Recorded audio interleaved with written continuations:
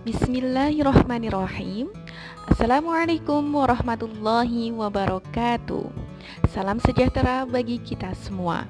Perkenalkan, nama saya Siti Nurhidayah, mahasiswa program studi profesi nurse di Surya Global Yogyakarta. Pada kesempatan kali ini, saya akan menjelaskan suatu topik yang menarik, yaitu tentang terapi modalitas. Apa itu terapi modalitas? Sebelumnya kita harus tahu dulu mengapa kita perlu melakukan suatu terapi.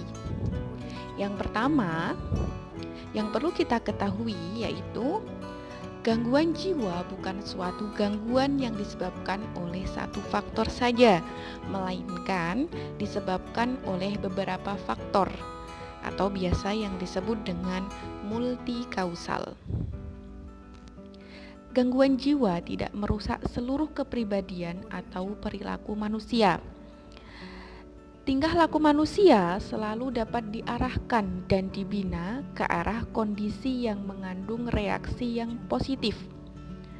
Kemudian, tingkah laku manusia selalu mengindahkan ada atau tidak adanya faktor-faktor yang sifatnya menimbulkan tekanan sosial pada individu sehingga reaksi individu tersebut dapat diprediksi. Nah, biasanya disebut dengan reward and punishment. Sikap dan tekanan sosial dalam kelompok sangat penting dalam menunjang dan menghambat perilaku individu dalam kelompok sosial. Jadi, kita dapat menyimpulkan bahwa terapi modalitas adalah proses pemulihan fungsi fisik, mental, emosional, dan sosial ke arah keutuhan pribadi yang dilakukan secara holistik. Nah, kalau kita bicara tentang holistik, tidak hanya jiwanya saja, tidak hanya fisiknya saja, tetapi harus mencakup bio, psiko, sosio, dan kultural. Sekarang kita akan melihat apa definisi dari terapi modalitas. Kalau kita lihat di slide, terapi modalitas adalah suatu teknik terapi dengan menggunakan pendekatan secara spesifik. Misalnya, kalau kita akan melakukan terapi secara kelompok, ya terapi kelompok yang akan kita gunakan. Nah, jika kita ingin menggunakan terapi obat, berarti kita akan menggunakan terapi psikofarmaka dan lain sebagainya. Jadi harus sinkron. Nah, terapi modalitas merupakan suatu sistem psikoterapi yang keberhasilannya sangat tergantung pada adanya komunikasi atau perilaku timbal balik antara pasien dan terapis. Kemudian, pentingnya therapeutic use of self. Nah, sebelum kita memberikan terapi kepada orang lain, kita harus mengenal diri kita sendiri terlebih dahulu. Baik itu self-awareness, self-presentation, and reflection. Nah, selanjutnya kita akan menggunakan diri kita sesuai dengan terapi yang akan kita gunakan. Kemudian, di akhir nanti kita akan menilai hasilnya. Nah, jadi pentingnya kita mengenal diri kita sendiri supaya ketika kita memberikan terapi kepada orang lain, kita sudah tidak memikirkan masalah diri kita sendiri. Jadi sudah selesai masalah dengan diri sendiri, sehingga kita lebih maksimal ketika memberikan terapi kepada orang lain dan fokus. Nah, tujuan dari terapi modalitas pada dasarnya yaitu sebagai upaya untuk mengubah perilaku maladaptif menjadi perilaku adaptif. Sekarang kita akan lihat apa saja prinsip terapi modalitas. Prinsip yang pertama yaitu tujuannya harus difokuskan bagi perbaikan kualitas hidup pasien dan keluarga. Yang kedua, rehabilitasi yang diberikan didasarkan pada prinsip partnership. Yang ketiga, perbedaan individu harus dikenali dan dihormati. Yang keempat, rehabilitasi harus menyesuaikan perubahan pasien. Nah, jadi sebelum pasien diberikan rehabilitasi yang lain, misalnya, jadi kita harus mengevaluasi apakah pasien ini benar-benar siap untuk melakukan rehabilitasi. Kemudian prinsip yang kelima yaitu rehabilitasi mencakup semua aspek yang dibutuhkan pasien untuk dapat hidup mandiri di masyarakat. Nah, jadi rehabilitasi itu pada dasarnya mempersiapkan pasien ketika keluar dari rumah sakit untuk bisa hidup mandiri. Kemudian, tujuan dari terapi modalitas yaitu kemampuan yang telah pulih ditingkatkan ke tingkat yang lebih tinggi. Ya, jadi tugas seorang perawat adalah bisa membantu dan memotivasi pasien agar dia bisa mengenali potensinya dan diusahakan tidak menjadi lebih buruk dari yang sudah dicapainya. Kemudian tujuan yang kedua yaitu mencegah ketidakmampuan yang lebih lanjut. Kemudian tujuan yang ketiga yaitu melindungi kemampuan yang ada pada klien. Nah, jadi sebisa mungkin perawat bisa mempertahankan kemampuan yang sudah dimiliki oleh pasien. Selanjutnya yaitu membantu klien menggunakan kemampuannya. Jadi ketika pasien sudah terlihat kemampuan-kemampuannya, paling tidak pasien ini bisa mengaplikasikan semua kemampuan yang dimilikinya sehingga ketika keluar dari rumah sakit pasien mampu untuk hidup mandiri di keluarga maupun di masyarakat. Selanjutnya kita akan mempelajari jenis-jenis terapi modalitas. Penasaran apa saja itu? Baik, kita langsung saja mempelajarinya di slide berikutnya. Oke, kita akan mempelajari jenis-jenis terapi modalitas. Jadi ada beberapa ya terapi modalitas itu. Yang pertama yaitu ada terapi individu, kemudian ada terapi psikofarmaka, ada terapi cognitive behavior therapy, ada terapi lingkungan, terapi kelompok, terapi keluarga, terapi somatik, dan terapi bermain. Nah, jadi masing-masing dari jenis terapi ini memiliki indikasi, memiliki persyaratan untuk dapat melakukannya. Nah, apa saja itu? Kita akan mempelajarinya di slide berikutnya. Terapi yang pertama yaitu terapi individu. Hubungan terstruktur yang dijalin antara perawat dan klien untuk merubah pikiran, perasaan, serta perilaku pasien. Tujuannya apa? Tujuannya yaitu untuk mengembangkan pendekatan yang unik, menyelesaikan konflik, meredakan penderitaan emosional, mengembangkan cara yang cocok untuk memenuhi kebutuhannya. Nah, dalam melakukan terapi individu, itu ada 3 fase, yaitu fase orientasi, fase kerja, dan fase terminasi. Nah, sebelum fase orientasi, ya biasanya ada fase prainteraksi terlebih dahulu. Nah, pada fase prainteraksi, di sini dibutuhkan persiapan dari seorang perawat. Persiapan kondisi pasiennya, persiapan secara teoritis, keilmuan, eksplorasi, kekuatan, maupun fantasi. Nah, jika perawat belum bisa menyelesaikan dengan masalah diri sendiri, maka tidak akan berhasil atau bisa dikatakan gagal karena fokusnya masih pada diri sendiri. Selanjutnya kita akan membahas tentang fase orientasi. Pada fase orientasi, perawat dan pasien membina hubungan saling percaya. Nah, ketika pasien sudah percaya dengan perawat atau terapis, maka klien akan mudah untuk mengungkapkan perasaannya dan tidak khawatir lagi masalahnya akan diketahui oleh orang lain. Perawat dan klien pada fase orientasi ini merumuskan tujuan dan bersama-sama juga menentukan komponen praktik dalam menyelesaikan masalahnya. Selanjutnya yaitu fase kerja. Di sini klien akan melakukan eksplorasi tentang dirinya dengan dibantu oleh perawat untuk menghadapi resiko mengubah perilaku yang maladaptif. Contohnya, pasiennya ada masalah halusinasi, maka akan dilakukan manajemen halusinasi. Jadi harus sesuai dengan masalahnya. Contoh lain, jika pasiennya ada masalah waham. Nah, maka untuk tindakan yang akan dilakukan harus sesuai. Contohnya manajemen waham. Kemudian fase yang terakhir yaitu fase terminasi. Nah, pada fase ini kita akan memutuskan hubungan dengan pasien pada saat itu. Ketika pasien sudah merasa lebih baik dan melaporkan peningkatan fungsi pribadi, sosial, atau pekerjaan, kita bisa melihat dari evaluasi. Kemudian, kita akan menentukan rencana tindak lanjut berikutnya.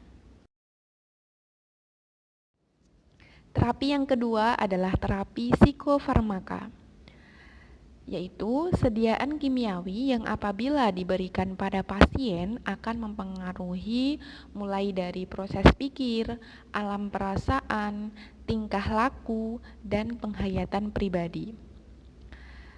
Bagaimana sih psikofarmaka ini bisa merubah itu semua?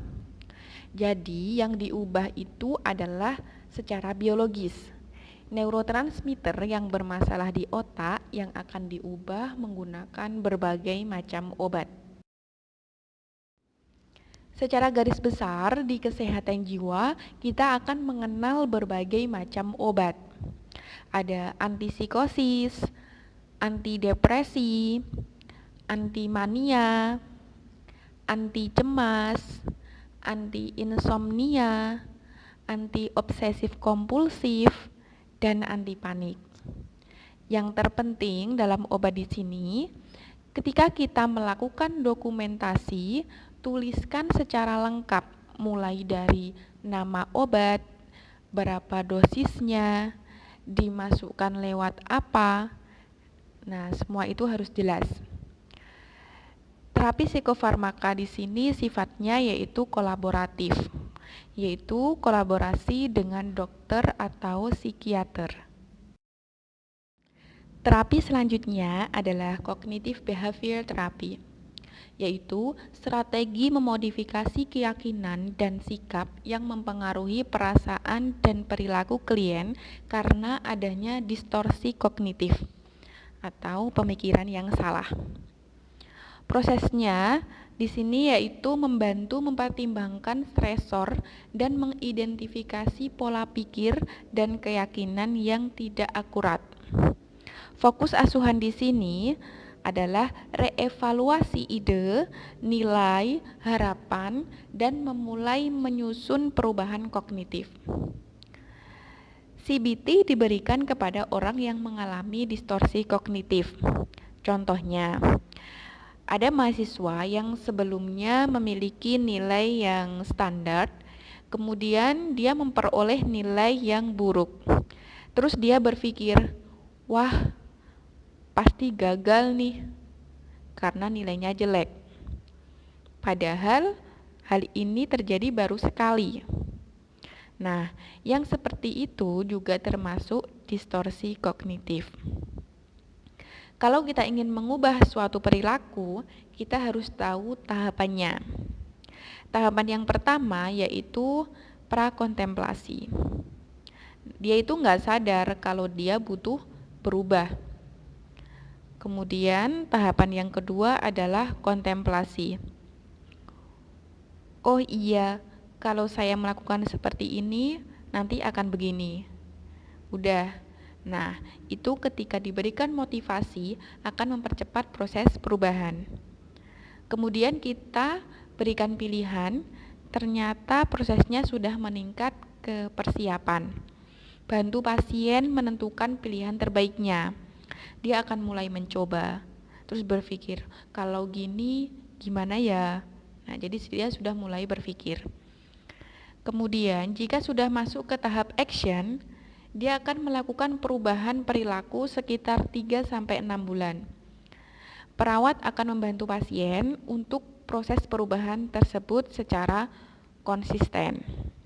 Jika sudah lebih dari 6 bulan, bisa dikatakan masuk ke tahapan maintenance. Kita membantu pasien supaya tidak kembali lagi ke perilaku sebelumnya. Dan yang terakhir adalah terminasi. Kita dukung perubahan dan strategi coping yang sudah dipilih oleh pasien. Terapi lainnya adalah terapi lingkungan. Perawat menggunakan semua lingkungan dalam arti terapeutik.